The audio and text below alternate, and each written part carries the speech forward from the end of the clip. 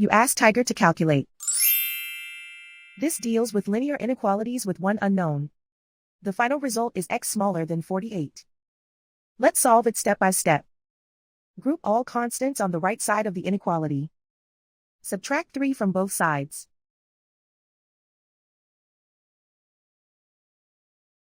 Group like terms.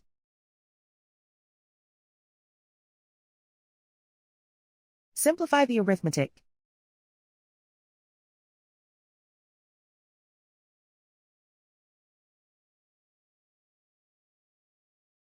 Isolate the x.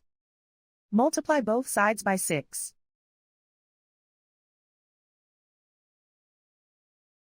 Group like terms.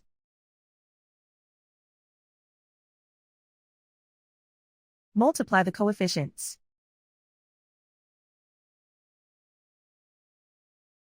Simplify the fraction.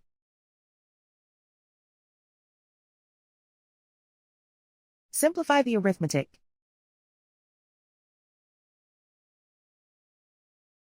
Plot the solution on a coordinate grid.